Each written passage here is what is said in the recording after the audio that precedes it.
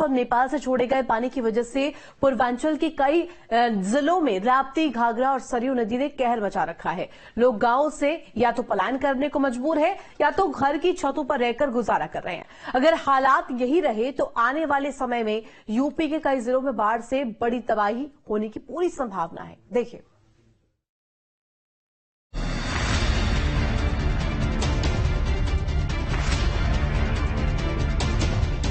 UP के पूर्वांचल में हुई भारी बारिश और नेपाल से छोड़े गए पानी ने पूर्वांचल के कई जिलों के गांव और शहर को पानी से लबालब कर दिया है।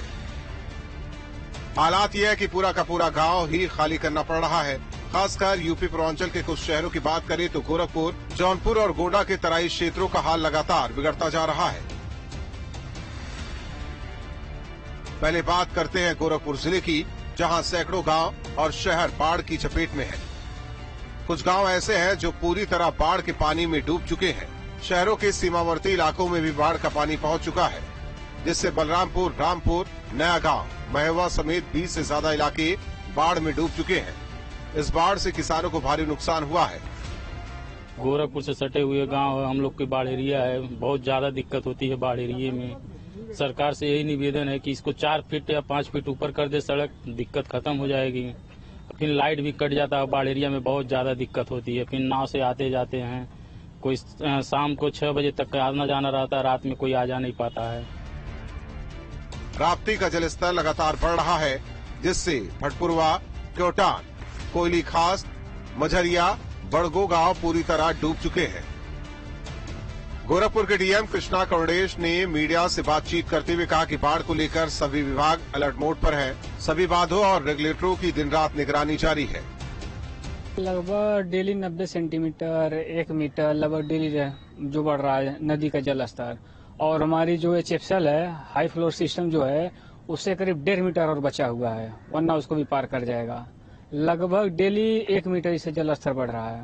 उनको आइडेंटिफाई कराया जा रहा है, उनको शिफ्ट कराया जा रहा है राहत शिविर। इसके अलावा जो हमारे रेगुलेटर्स हैं, जैसे तरकुलानी रेगुलेटर अभी हम लोगों ने बंद कर दिया है। पंप से हम लोग पीक पंप्स यूज कर रहे हैं, जिससे शहर में कहीं भी जल भराव ना हो। और अभी जितने भी हमारे बंदे हैं सुरक्षित हैं। जो हमारे 28 संवेदनशील पॉइंट्स हैं उसको भी चिन्हित कर लिया गया है, वो भी सुरक्षित है। और हर जगह एनडीआरएफ, एसडीआरएफ को भी स्टेशन कर दिया गया है, और पीएसी का फ्लड बटालियन, और जहां भी जरूरत पड़ रही है तो इनका सहयोग लिया जा रहा है और इनका भी रिस्पांस काफी है। अब बात करते हैं गोंडा की, जहां 3 बैराजों से लगभग 3 लाख क्यूसेक पानी छोड़े जाने के बाद घाघरा नदी ने जिले में तबाही मचाना शुरू कर दिया है। घाघरा नदी एल्गिन चरचंडी बांध पर खतरे के निशान से 53 सेंटीमीटर ऊपर बह रही है और जलस्तर लगातार बढ़ रहा है। इसकी वजह से नदी के किनारे बसे कन्नलगंज और तरफगंज क्षेत्रों के गांव तक पानी पहुंच जाने से गांव के लोगों को बाढ़ का सामना करना पड़ रहा है। और हमारे लिए समस्या बहुत भारी है। यहाँ पे पानी चारों ओर से घेरा है। अब घाघरा नदी के पास में बाढ़ बहुत तगड़ी है। यहाँ पे जनता जितने हैं सब बाढ़ से बहुत परेशान हुआ है। सड़क आप गोंडा से ढमुआ घाट पे आपकी बाढ़ में कम से कम 8 जगह कट चुकी है। आप परेशानी बहुत दिक्कत है। मने के ढमुआ घाट से गोंडा के जो सड़क जुड़ी हुई है वो सड़क टूट गई है। हालांकि गोंडा की डीएम नेहा शर्मा की माने तो जिले में बाढ़ को लेकर प्रशासन अलर्ट मोड पर है। बाढ़ से निपटने के लिए जिले में 27 बाढ़ चौकी और 31 बाढ़ शरणालय तैयार कर लिए गए हैं। बाढ़ के दायरे में आने से पहले इसको नियंत्रित करने को लेकर प्रशासन पूरी तरह से तैयार है। लेकिन समुचित व्यवस्थापन जो है वो प्रशासन ने इंश्योर किया हुआ है। हमारे पूरे जनपद भर में हम लोगों ने 27 बाढ़ चौकियां और 31 बाढ़ शरणालय जो है उनको उनपे सारे प्रबंधन जो है वो दुरुस्त कर लिए हैं। और कुल 354 नाव जो हैं उनको आइडेंटिफाइड है हमारे पास में। गोताखोरों की सूची है वो आइडेंटिफाइड है। हम जो डिग्निटी किट और राशन वितरण होना है, साथ ही साथ में जो दवाओं का वितरण होना है, उसके प्रबंधन भी जो है वो आपदा सेक्शन जो है उसके द्वारा यहाँ पर सुनिश्चित कर लिए गए हैं। यूपी के पूर्वांचल में बाढ़ से स्थिति चिंताजनक बनी हुई है। कई गांवों से लोग निकलकर बांध पर बने शरणालय की शरण ले रहे हैं, लेकिन हालात यही रहे और नदियों का जलस्तर लगातार बढ़ते रहे तो आने वाले समय में राप्ती, घाघरा और सरयू तबाही मचा देंगी। Bureau report, news state. Badaun में बाढ़ का कहर बढ़ता जा रहा है। ऐसे में पुलिस प्रशासन की टीम अलर्ट मोड पर है। बाढ़ प्रभावित इलाकों का तहसीलदार ने दौरा किया है। कई लोगों को सुरक्षित जगहों पर भी पहुंचा दिया गया। ऐसे में बाढ़ से दर्जनों गांव का आवागमन भी प्रभावित हो गया है, जिसके लिए प्रशासनिक के तौर पर सड़कों पर नाव की व्यवस्था की गई है। जनपद बदायूं में भी बाढ़ का कहर देखने को मिल रहा है, जहां एक तरफ गंगा उफान पर है और लगभग उनसे 50 गांव प्रभावित हैं। वहीं आज हमारी टीम पहुंची है रामगंगा के किनारे। रामगंगा की अगर बात करें तो जनपद बदायूं के अंतर्गत लगभग 2 दर्जन गांव प्रभावित हैं। हालांकि ये जो रोड है, जिस रोड पर हम खड़े हैं, ये बदायूं और जनपद शाहजहांपुर की दूरी को कम करके बहुत ही कम दूरी में कनेक्ट करता है। हालांकि जो बाढ़ प्रभावित गांव हैं उनके लिए पर जो मुख्य रोड है, रोड पर भी नाव चलते हुए दिख रही हैं और 2 नाव जो हैं वो मंगाई गई हैं। हालांकि यहाँ से आवागमन अब जारी रहेगा। दातागंज तहसीलदार रविंद्र प्रताप सिंह इस समय दौरा कर रहे हैं और वो भी हमारे साथ इस नाव पर हैं। हमारी टीम इस नाव से भी ये दौरा करेगी कि आखिर लोगों को क्या क्या परेशानियां हो रही हैं। हालांकि ये जो रोड है, इस रोड की वजह से काफी गांव प्रभावित हैं और उनका आवागमन पूर्ण रूप से बंद है। हालांकि तहसील मुख्यालय से लेकर जिला मुख्यालय का भी कई गांव का बिल्कुल आवागमन बंद हो गया और ऐसे में जो लोग बीमार हैं उनके लिए भारी मुश्किल का सामना करना पड़ रहा है। हालांकि ऐसे भी मामले आए हैं कि जिन गाँव में शादियां हैं, शादियों का दौर चल रहा है, तो उनको भी नाव से व्यवस्थाएं कराई जा रही हैं। न्यूज स्टेट के लिए बदायूं से मैं ओमवीर सिंह राठौर। वहीं जो प्रशासनिक अधिकारी हैं वो डोर टू डोर भी भ्रमण कर रहे हैं, लोगों का हाल जान रहे हैं। ऐसे ही भ्रमण करने के लिए दातागंज तहसीलदार रविंद्र प्रताप सिंह जी हमारे साथ हैं और वो नाव से कई गांव का भ्रमण कर चुके हैं, जिनमें उन्होंने देखा है कि क्या क्या दिक्कतें आ रही हैं और किन चीजों की और जरूरत है। उन्होंने ग्रामीणों से भी बात की, हम इनसे बात करेंगे।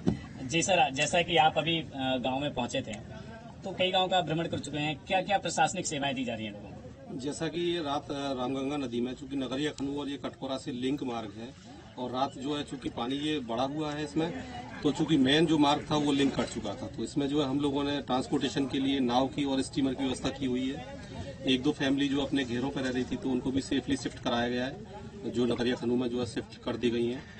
और जहाँ तक जो है गाँव की मतलब मेडिकल सुविधाओं की व्यवस्था की बात है तो मेडिकल कैंप हमारे गाँव में जो है लगातार सक्रिय हैं और हम लोग भी जो है विजिट कर करके बार बार देख रहे हैं कि कोई व्यवस्था मतलब कोई दिक्कत गांव वालों को या आवागमन में या फिर मतलब मेडिकल सुविधाओं में ना हो।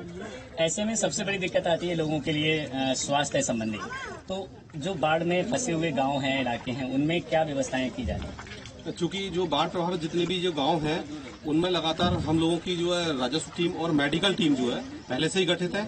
जो सारी दवाओं की व्यवस्था, मेडिकल चेकअप के लिए भी वो लगातार विजिट करते हुए जो है वो गांव में भ्रमण कर रहे हैं। जी बिल्कुल, प्रशासनिक तौर पर सेवाएं दी ही जा रही हैं, लेकिन जिस मार्ग पे हम ये हैं वो बदायूं और शाहजहांपुर के लिए बहुत कम दूरी में जोड़ता है। यानी कि दातागंज से ये गड़िया रंगीन का मुख्य मार्ग है, जिस पर अभी नाव भी चल रही हैं और ये अभी कुछ समय के लिए बंद हो गया था, लेकिन प्रशासनिक तौर पर ये पूर्ण रूप से चालू कर दिया गया है।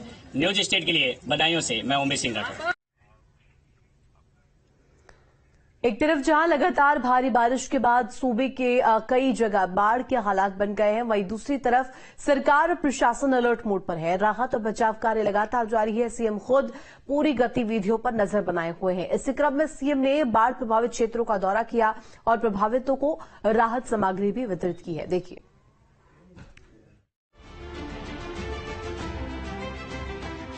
भारी बारिश के कारण सूबे में कई जगह बाढ़ के हालात हैं। नदियां उफान पर हैं और लोगों को भारी परेशानियों का सामना करना पड़ रहा है।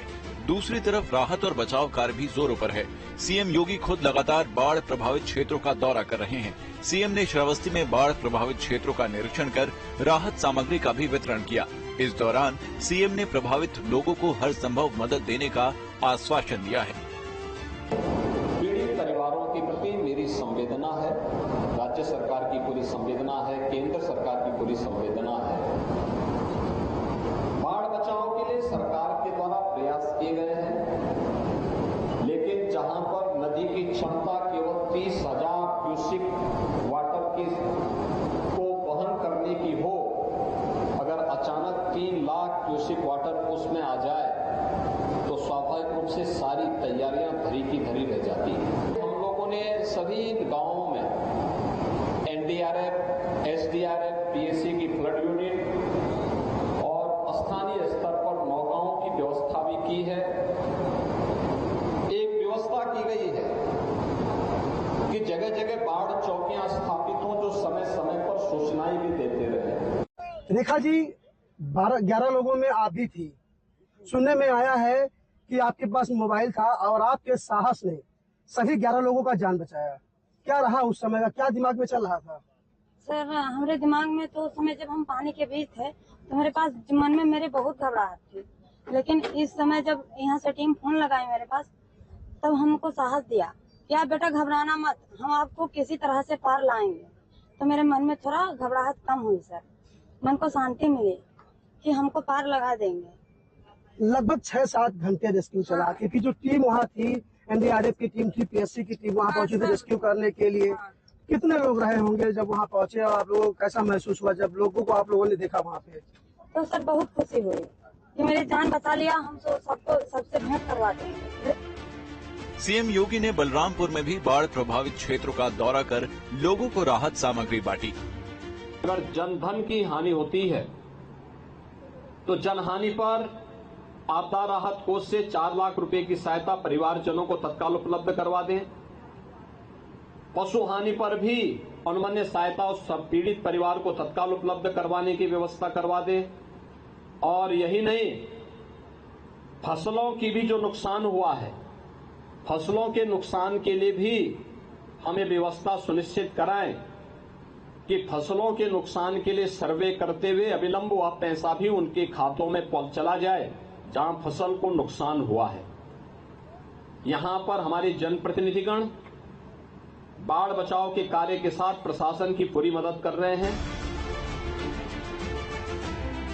इससे पहले सीएम योगी ने लखीमपुर खीरी और पीलीभीत में भी बाढ़ प्रभावित क्षेत्रों का दौरा कर राहत सामग्री का वितरण किया था। बता दें कि जहां एक तरफ भारी बारिश के कारण सूबे के कई इलाकों में बाढ़ के हालात बने हुए हैं, बड़ी संख्या में लोग इससे प्रभावित हुए हैं, वहीं दूसरी तरफ राहत और बचाव कार्य युद्ध स्तर पर चल रहा है। सीएम योगी खुद इसकी निगरानी कर रहे हैं। Team news 8।